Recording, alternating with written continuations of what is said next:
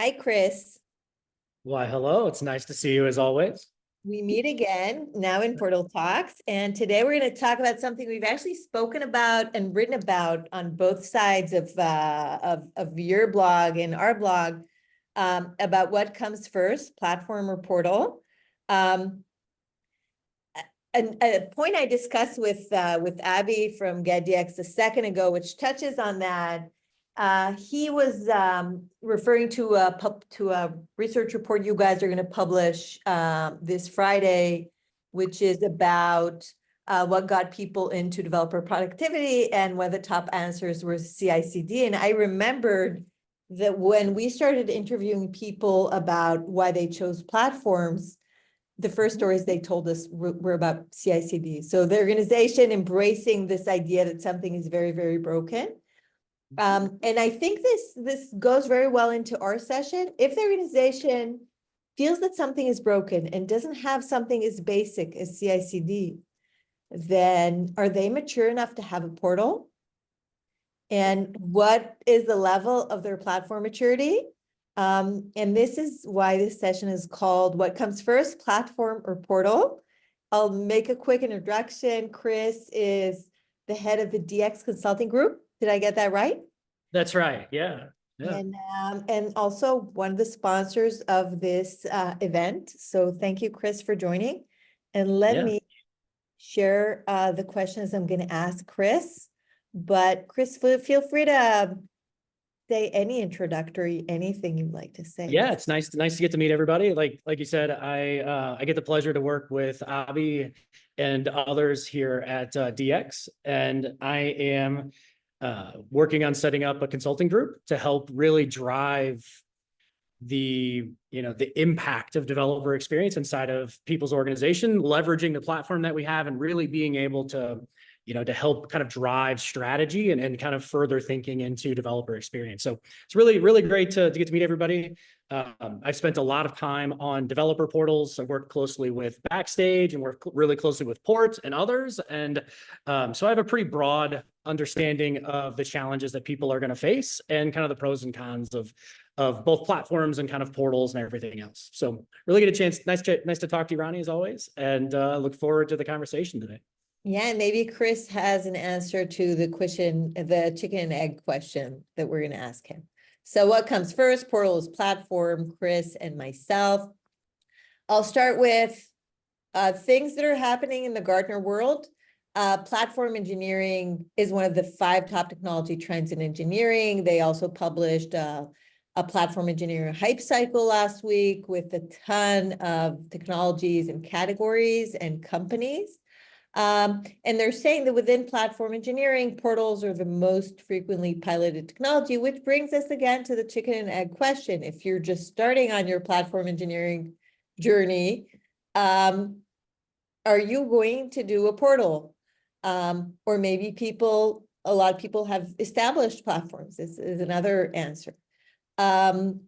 I want to tell a story I heard from one of our users, which I really, really love. Again, playing on that story of starting with CI/CD, they're a group of about 600 engineers talking about having no platform or portal about 3 years ago, starting on all kinds of patterns of platformizing themselves or whatever you can call that. Looking at portals and saying, we don't really get why you need them. And then finishing with 11 different tools, trying to train developers on them, and then going back and saying, we need a portal. Do you see that happening to people, Chris? I see it all the time, honestly. And, I think it might make sense just to clarify the 2 terms. And because if you look at the industry and you look at it across there's a lot of kind of cross-pollination of terms, which can be a little bit interesting. And, so when I think of internal developer platforms, it's really it's being able to take all of the tools that an engineering team might need and figuring out a way of being able to provide those out to the community. So maybe you're going to do that through a CLI, but it's all about abstracting away complexity and then being able to provide that information back to the engineering teams. And when I think of a portal is more information about individual services, a kind of user interface to really help enable that experience for different personas and for different jobs to be done.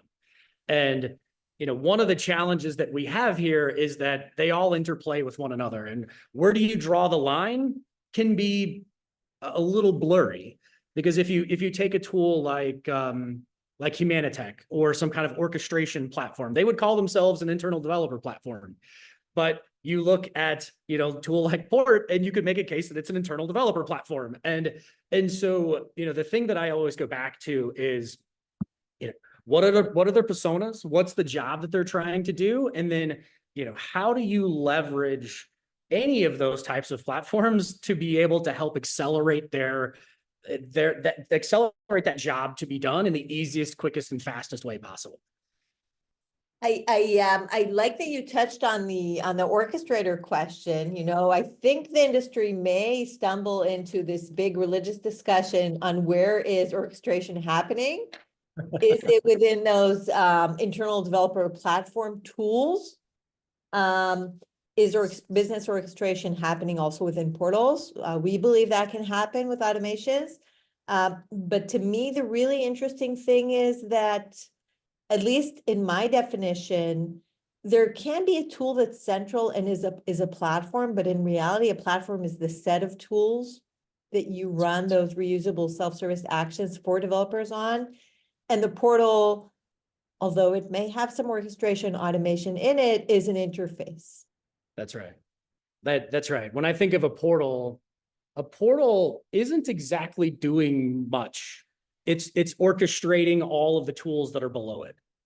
And the platform is the team that actually owns the tools, owns the services, and manages the, like take a tool like SonarQube, right? Like, yes, you need to be able to run those kinds of scans, but it can be complicated. You need to understand, the API and the interface that goes to it.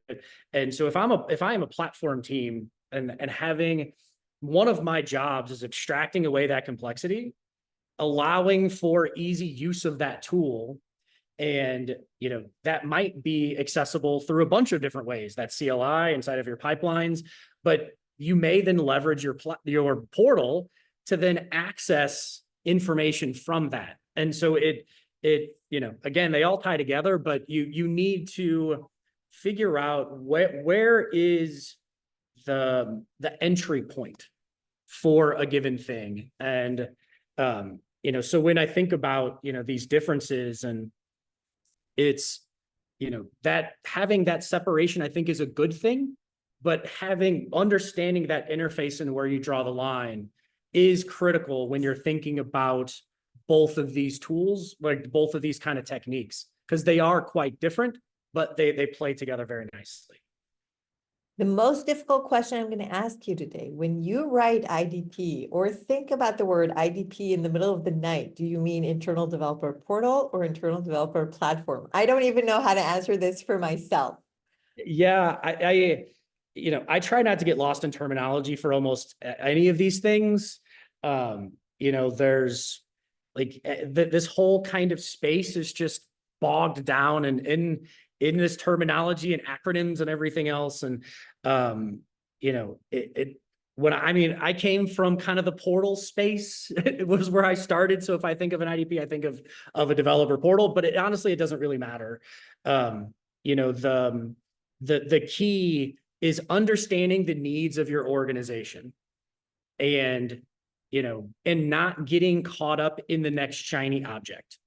And that's one of the big problems that I see people have when thinking about either one of these is, oh, well, Gartner said 80% of people are going to stand up at the developer portal this year. I should go stand up a developer portal. Well, standing up a tool is not the end goal. The end goal is improving developer experience driving better productivity, and, through that, having kind of better developer satisfaction that then equals better, engineering productivity at the end. Like, being kind of wrapped into these shiny objects is just a really bad way of thinking about it.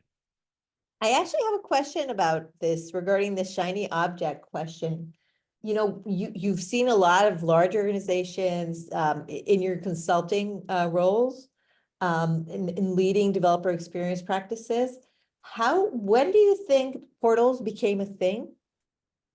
So portals became a thing when they're an answer to the complexity in which we see inside of engineering organizations now. You go back not that far, and most things were monoliths. You had on-prem deployments, and things were relatively simple, or at least you could find where they are. With the kind of proliferation of microservices and cloud environments, things have gotten incredibly complex. So, and even in the cloud environment, you can use things like Kubernetes, you can do serverless, you can do VMs, there's a million ways to orchestrate an application in the cloud. And that level of complexity makes things really hard to decipher. So if I am an engineer inside of an organization and I want to build something new or figure out how do I work across this ecosystem, that's not a really easy question to answer in a lot of places. And even with people that have really good documentation, that's still a hard question. And so to me, the rise of developer portals was to be able to help alleviate the complexity of that ecosystem. And whether it's understanding the services that are out there, the tools that are out there, kind of documentation that's out there. And I kind of look at it as being a really good traffic cop in a lot of ways. And being able to say, okay, well, if you have a problem, you can start here, and this will help you, at least point you in the right direction to help alleviate some of that confusion. And, people waste an incredible amount of time looking for information every day. And I've seen the stats somewhere along the lines of, an engineer wastes about 8 hours a week looking for information, and they waste about 9 hours of expert time looking for, of their experts, they waste their time.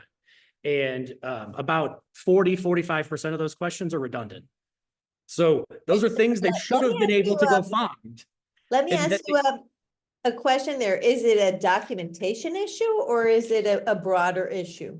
It's a broader issue, I think. Like, everybody can point back to, like, we should document more, we should document more, we should document more. But to me, it's really, it's you need to rethink your kind of systems and platforms, and you need to rethink your experience in working through these particular problems, then be able to build a user experience on top of that and leverage things like platforms and portals to be able to do it. But it's that rethinking of that process and then aligning, removing that waste and friction inside of it, and then you leveraging the tools to be able to facilitate that problem. And so instead of, I worked with a company the other day.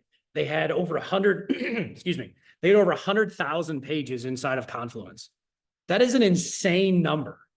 And if you think about, a developer trying to go find information in 100,000 pages, you're going to find everything from being new to being really old. And so how do you start to rethink some of that, simplify, and, leverage these tools? And I think that, to me, is really the root of developer experience. And a developer portal and developer platform is a really good enablement tool to be able to actually drive that improvement.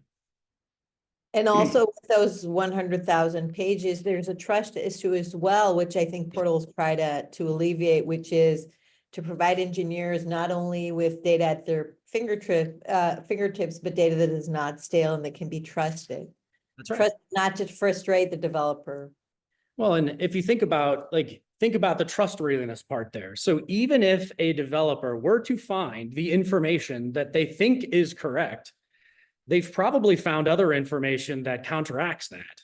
So what are they going to do? They're going to pick up the phone and call somebody. They're going to send somebody a Slack message. They're going to set up a meeting. They're going to do all of those other things.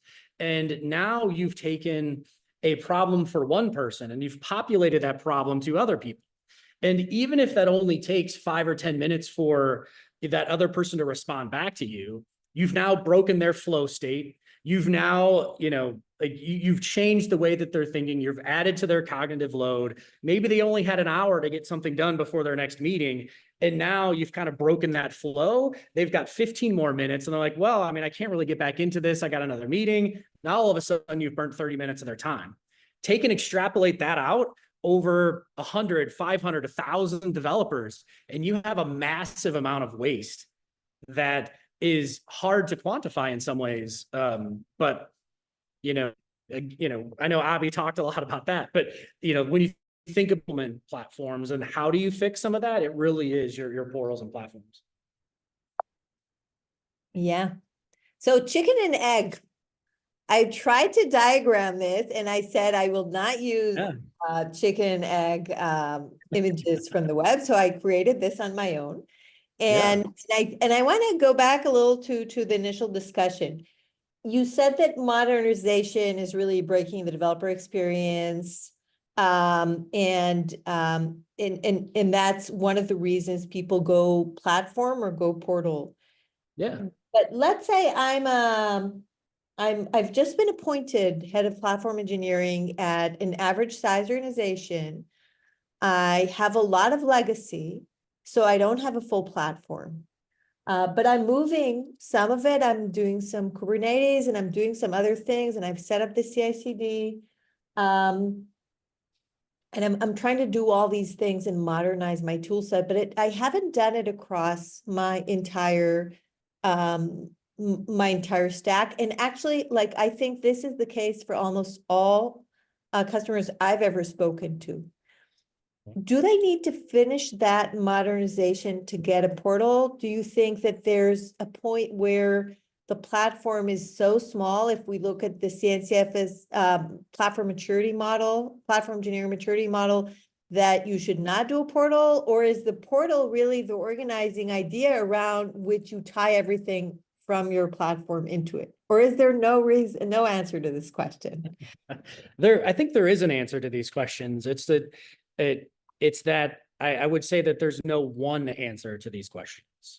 And the thing that I always go back to is, what are the goals and initiatives that that company cares about? What are they trying to accomplish? And are they trying to go through a modernization effort? Sounds like the one you were referring to might be. Are they a Series B that's getting ready to try to scale? Are they a 200-year-old bank that's trying to not be a 200-year-old bank? Like, there's a whole bunch of different ways of thinking about it. And the reason I go there is, what is the biggest challenge that your engineering teams are suffering with? And I see a lot of people, back to the shiny object, go, "Ooh, I want a dev portal." But they'll stand up a dev portal and they can't get anybody to use it. And it's because it's not really solving a problem. And maybe the problem they were wanting is better self-service, but maybe it's not. Maybe it's the fact that I can't understand the ecosystem, and I need to understand contract testing better so I can stop breaking stuff in production or breaking my builds. Like, getting the power of kind of surveys and interviews and building feedback loops is the most critical aspect here, because you have to understand what the real problem is. And you can waste a ton of money building platforms and portals or any of it that doesn't really solve the problem. But that said, what I see a lot of is, it's almost always is self-service the biggest problem. And So when I think of, big friction points, I see a lot of especially older organizations that are still incredibly ticket based. And so if I want a new database or I want a new whatever, I've got to put in a ticket. I have to go bow down to the cloud gods or to the on-prem gods to give me, hopefully, accept my ticket and give me something. And that could take days sometimes. Sometimes it could take weeks. And that has a ripple effect across an organization. And solving some of those problems can be better done through a platform. And thinking about kind of governance as code, building self-service models that can have that level of governance and be able to provide people things in kind of a timely fashion. Like, if that's the problem, then the portal's the way to start with. And then maybe then you go to, okay, well, the portal has a CLI. And a lot of people want to leverage the CLI, or maybe people don't want to leverage the CLI. Maybe they want a UI. That's when you can start to think about adding in a portal. And, okay, well, if that's where I want to start, that's the big problem. Great. Build some of those platform capabilities. Then if people need a UI or they need feedback from that, then you can start to do that inside of a portal and be able to build that feedback mechanism and those other pieces. So starting with, this is absolutely a chicken and egg problem. But if you kind of just take that step back and say, well, what's that problem we're trying to solve? Then how do I draw that through line across both of them to get to that value? And then start to build on top of that and build and build and build. It kind of goes back to the old kind of Chinese adage of like, when's the best time to plant a tree? 25 years ago, the second best time's today. And the same thing really applies when it comes to kind of optimizing developer experience with platforms and portals. Is, it's a slow process that you have to really work your way through if you truly want to change the way that your organization works and truly drive better productivity. If you get, kind of lost in the shiny objects again of a platform or a portal, you're almost doomed to fail from the beginning, because you're, very rarely, if I go to a developer and say, hey, would you like another tool inside of your workflow to get your job done? They're almost always going to say no, unless there's some major issues inside of there. They're going to probably say, I would rather you optimize process and get some of this other kind of garbage out of my way, not needing some other platform. And so thinking about it from that problem statement, how do you optimize everything across the board and kind of build that, kind of thin slice value across them really is how I would go about starting these things. I want to ask a question about the 200-year-old bank without offending the 200-year-old bank or the presumably 200-year-old software developers, on-prem software developers in the 200-year-old bank. So if any of them are on this event, please don't be offended. And I'm referring to something we spoke about before. Do you think the questions around portal and platform and answers are different depending on the experience of the development team? You had also mentioned in one of our previous conversations an example of like an e-commerce giant modernizing. So is the modernization very different for different type of developers? And if yes, then what is the answer there in terms of how you think about the portal? Yeah, that's a really great question. So, there was it goes back to kind of the goals I was talking about. So, that kind of e-commerce giant that I was talking about was really going through a monolith to microservice transformation. And so if that's the goal of the organization is, okay, we no longer can leverage this monolith. It's causing lots of issues. We need to modernize. We're going to move to microservices. Well, there is what I would call the lift and shift model, which I think is really bad. I always cringe when I hear that of like, let's take all the problems that are there and move them over to here. But if you actually think about how do we improve things along the way, it's how do I build a better developer experience for the developers that are kind of making that shift from the monolith to microservices? How do I provide them with the tooling and the kind of architectural guidance to make sure that what we end up with isn't just an absolute cluster that's even worse than what we had before?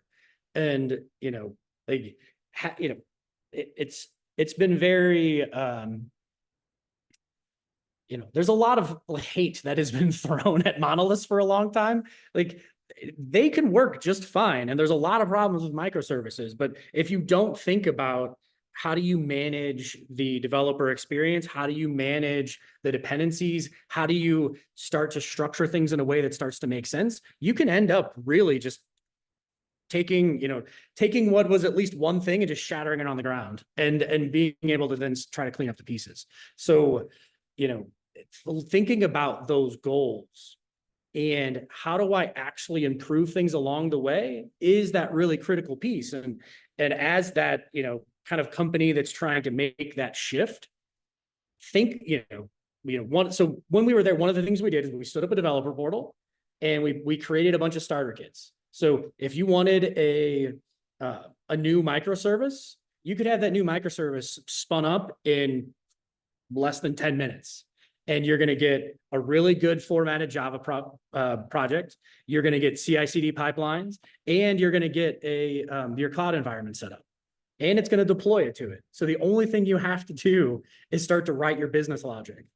And so if you think about the time savings that's going to bring, that these, the developers don't have to start from a blank screen. They're going to have all of this stuff, and they can really just think about how do I add my business value? And all of that was brought together by a thin slice of portals and a thin slice of platforms. And that was the problem to be solved. And now, once you get some of that done, now you can start to add in other things. And, after, we started with that particular piece. Then as people started to create microservices, that's when we built out the catalog. That's when we started to add other, connections into other tools and be able to start to, understand what that service catalog looked like and being able to build it while that transformation's going on. Like, that's one model that works really well. But, to the question about the 200-year-old bank, like, they're not going through that kind of a transformation. They're just trying to get incrementally better.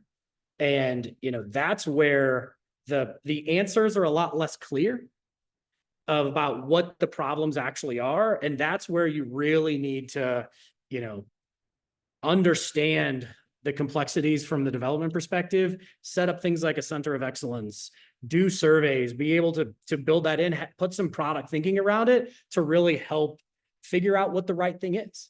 Because I did work with a gigantic old bank, and the first thing they did was stand up a developer portal that nobody used, because that wasn't really the problem. And that to me is, regardless of either side, that to me really is the big thing. And in the e-commerce example, assuming, again, without offending anyone, assuming that the developers there were not that current in kind of modern platform practices, Yeah. what did the abstraction for them look like in their self-services action? Was it like really simplified so there would be no need for training, so you just fill a form with very fixed inputs, or was there another approach to that? Yeah, it was a little bit of a good chunk of the developers that I worked with were old school Java developers that really didn't understand good modern CI/CD practices. And what we ended up doing was kind of a twofold solution, which is here's a really good starter kit, and here's really good pipelines. And we also did kind of product dojos of like, let's teach you about good CI/CD practices. Let's inform you of what this looks like, and also abstract away that complexity. And we leverage like Circle CI for the pipelines. And one of the things I love about Circle CI, has its challenges too, is the org model.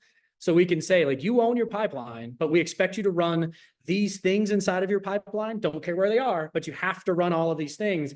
And, we were able to abstract away a lot of that complexity while still allowing them to own the pipeline, be able to run governance on it, and then train them on how to use it, and built a mechanism for, kind of kind of a community to help them know, hey, I have this problem, I have that problem, we thought about this, and be able to then kind of leverage that community training to help build things up. And it was honestly really successful. So you're not using the abstractions in the portal to completely not do training, but you're making it easier to train and avoiding traumatic outcomes post-training. We were able to just go faster, right? Because if you were to say like, okay, well, we need to train all of these folks on good CI/CD practices, like, that's not an incredibly easy thing to do. But if that's the thing that is slowing down the transformation, that becomes a problem. And so how do we make sure that they have ownership and control of their pipelines, and they're in charge of it? But, we bring out the really good platform practices of abstracting away, having to understand 20 different DevSecOps tools and all of their APIs. Like that to me really is the prize there. Great. So I want to ask, maybe we kind of answered this. So cases when portals are first, are they the 200-year-old bank or the e-commerce provider where you have to overcome a serious developer training and developer knowledge, developer modernization really challenge? Or are there other cases where you think portals should happen? Not first, there's always a platform, but when you have to first go for a portal. Yeah, they kind of shifting towards like a platform engineering model can be really hard for companies that have never done it. They don't have kind of central services. It's really up to the individual kind of siloed groups in an organization to figure out how to build and manage their own like kind of infrastructure and everything, and tooling and everything like that. And I look at, all of the stuff is a journey. And so like you might start at one place, but you need to just, how do I consistently get better over time? And inside of that model, it might be better to create a portal. If discoverability of your organization becomes a challenge, like a portal and a service catalog might be best. Because if there's not any kind of idea of a set of central services, there's really not a platform to build. And so a portal might be better, so you can understand what the other silos are doing. You can build at least some level of self-service and be able to, leverage some level of automation to help, inside of whatever silo you might live, and be able to, expose documentation and those types of things. And that can be a really great place to start. And then as you start to improve your, kind of developer experience thinking, and, starting to think about, maybe not, duplicating effort and all the other things that can come from that, then you can start thinking about some of the platform pieces and being able to, drive down costs, improve quality, lower levels of fragmentation across your ecosystem. And like that can be the maturity of moving from one to the other. And then platforms are first is probably the more common use case then. Yeah, I would think so. I mean, in kind of the more modern companies or smaller companies, it's easier to build a platform first. You're going to get more value from it, kind of like I talked about before, where, self-service is generally the problem. Levels of quality is a problem. And, like the whole CI/CD has been around a long time now, but there's still a lot of people that don't do it very well, with really flaky pipelines and all of these other things, and low levels of quality. There's no real kind of governance inside of them. And being able to take and kind of take those steps, it can be really beneficial to the teams on the ground. And if you can say to a team like, hey, instead of you having to try to figure out how to leverage these 10 tools on your own, let's abstract that away. You don't have to worry about the tools themselves anymore. You don't have to worry about keeping them up to date. You don't have to worry about security. You don't have to worry about all the things about the tool itself. The only thing you need to worry about is calling the CLI inside of your pipeline or calling this orb inside of your pipeline. And so that's going to free up their time, and you're going to, like, you can start to build that kind of cost savings mechanism. And, you know, that can be incredibly valuable for a lot of companies that may not have the crazy levels of complexity that I've talked about before that drive some of the catalog building inside of those portals. And this might be the kind of the first spot to start. So if I kind of try to repeat this, we, up until now, we were mostly focused on using platforms and portals for self-service. And now you've touched more on using platforms and portals to drive standards compliance. Yeah.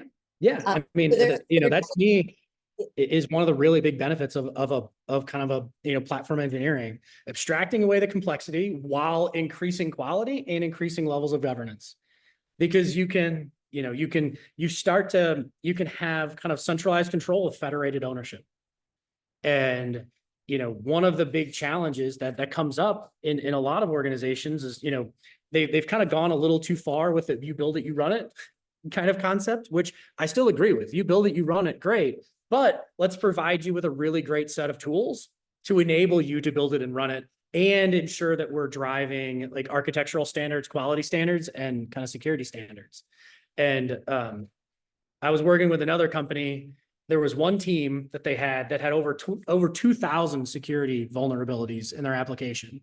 Yet they wouldn't fix them because the team was so critical and so busy that they didn't have time to fix any of their security stuff. And it's like, well, that's a problem. And, once you've made it to that particular point, it's really hard to get back. But, if you're thinking the way that I was kind of referring to, you can stop that from happening in the first place. Because if you have some level of control over pipelines and what is acceptable or not acceptable from an architecture and security perspective, you're never going to get to that point.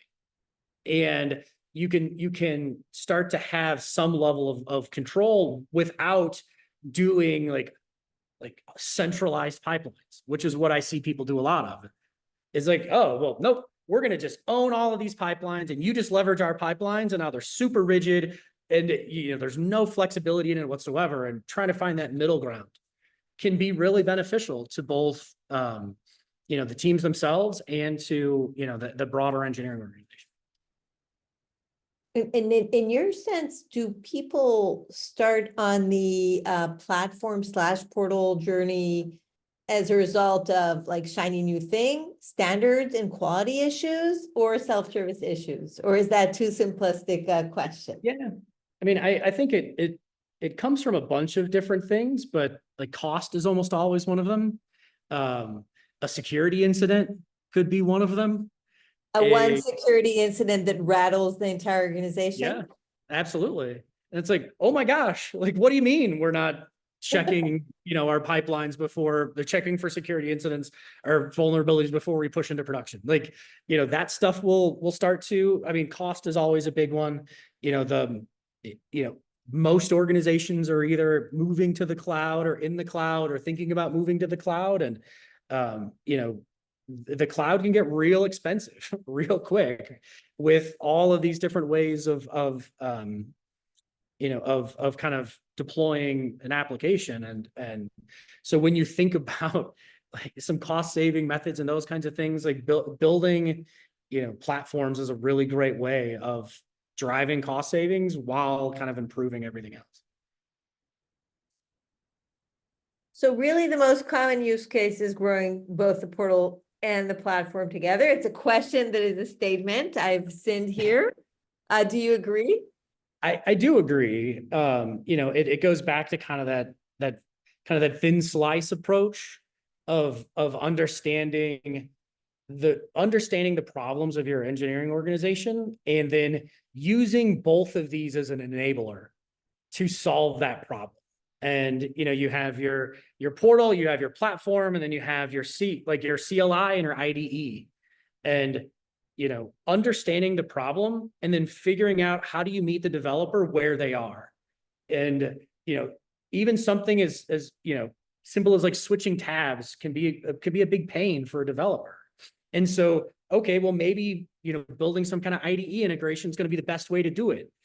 Well, maybe you also need some of that data inside of your portal, but then it's powered by the platform. Like it really all needs to work together.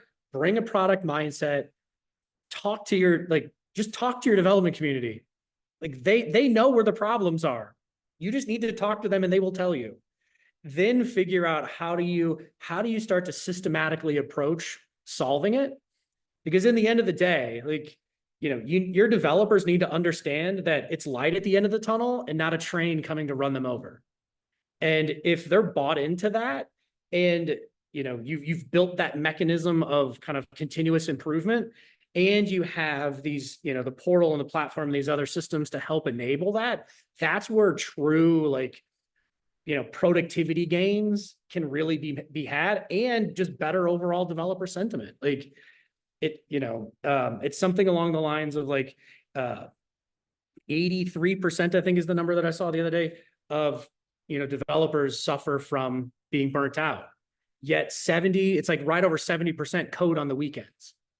So it's not the act of coding that is hard for developers. It's the organizational problems and the platform problems and the system problems that they deal with. And so thinking about those challenges and then using these enablers to help solve them is really the path forward. I want to ask you about a couple of, so I'll skip the anti-patterns. I wanted to ask you about what you think an MVP should include for a portal. Does it depend, or is there like a good set of practices for a portal? Are you thinking about self-service, software catalog? It really depends on the organization. What are your thoughts there? Yeah. I always talk about a data foundation being the most critical. And so, pulling that data together is the kind of the light that you can shine onto things. And so, when I think of a good portal, like it could be self-service and probably would be, but also pulling in, data from a bunch of different integrations. And I know Port has a bunch of integrations that you can pull data in with. So pull that data together, pull data, try to, get some kind of like your services catalog, like, maybe people aren't leveraging it, but start to look at it. And do you have a taxonomy? Do you understand how your organization actually kind of tends to work? Like Conway's law is a real thing. So start to at least understand what that current map looks like. And do you do domains? Do you have different organizations? How does all of that tie together? And maybe people aren't going to leverage the catalog at first, but that's going to provide you with a lot of information on the possible dysfunction of your organization. If you cannot come up with a way to organize different services, there's something to figure out. And that is a leadership problem. That is a kind of an engineering level problem that the developers suffer from. But this is a great way of understanding, can you actually define it? Pull in some of those, some of that self-service stuff, great. But use it to, build that current state map of how things look. And then, do your surveys and talk to your dev team, then figure out those steps and just keep driving it forward. Super interesting. In our early days, we used to talk a lot about creating data models for the software catalog. And kind of what I'm hearing from you is in some cases, there's no taxonomy. So no internal taxonomy for the organization. It's a big problem. And then, the bad thing is that you have no taxonomy. The best thing that can perhaps happen to you is that the service catalog will force you to create a taxonomy and then advertise that taxonomy to the entire organization. Yeah, you may have never even thought about it. And I just don't think people have, there's a lot of organizations that have never really considered it. It's like, oh, well, we just operate this way. This is the way we've always operated. I understand this mess. Yeah. And so just take that step back and go, okay, well, doing just like a basic developer journey is always super interesting too. Like, what do you need to do? Like, if I was to create a new application inside of this organization, what would it actually look like? Who would I talk to? What would I do? And, starting to, pull that data together will help you figure out what questions to ask like that. And, the taxonomy is going to kind of match your organizational structure. And is that working? Is it not working? What friction is that bringing to the development process? And, people talk a lot of, like, you get down into like the engineering planning level, they talk about interdependencies and dependency planning and all of this other stuff. Well, that can be really hard if you haven't thought about it from an organization perspective. And like, I know we're getting a little far away from portals, but a portal to me is a window into your organization. And if your organization is a mess, it's going to show you that. And it's going to be that mechanism to help have those conversations. And that to me, from a kind of product thinking or from like a leader thinking, that to me is one of the most valuable parts at the very beginning. And it might get real uncomfortable for some people to start to talk about that because, I see a lot of people that want faster typers. We just need faster typers to do better productivity. That's what we need. But really what you need is to rethink your systems and the way that your organization operates. And a portal is a really good enabler for that. So not only do you see the real taxonomy when you start with a service catalog, you're immediately forced to abstract it for the sake of your developers' well-being or good practices. Yeah. If you're truly wanting to go on that journey and not just implement some shiny new tool, that's the process in which you're going to start to go down. Ask a lot of those questions, make it be uncomfortable a little bit and start to rethink how things go. And that will lead you, to a good portal and to a good platform. And slowly you can start to change your organization in a better way. Great. We're kind of running out of time, so I'll kind of skip to, I wanted to talk to you about thin slicing, continuous improvement, and adoption. But we kind of have to end this. So this was what comes first, portal platform. These are our emails if you want to ask questions, learn more about Chris and the DX Consulting Group. And any parting thoughts, Chris? No, I mean, to me, anybody thinking about portals and platforms, just bring that product thinking, just be willing to rethink entire systems and platforms if you truly want to make gains from a developer productivity or developer experience perspective. If you think some tool is one tool or whatever is going to help save the day, it's not. And it's going to take a little bit of time and thinking and effort, but you can look back in a year or two from now and go, wow, we've really changed the way that we operate. And we've really been able to drive just a more efficient operation. We have happier developers. We have happier people. We're better at planning. We're better at all of these things. And, there's no better time to start than right now. Great. If anybody's interested in continuing the conversation or anything, please feel free to reach out to me on my email. You can reach me on LinkedIn. More than happy to have a conversation about portals or platforms or pretty much any of it. And thin slicing and adding patterns and everything else, taxonomies. Yeah. I look forward to talking to you again, Ronnie. I appreciate it. Okay, bye, Chris. Thanks.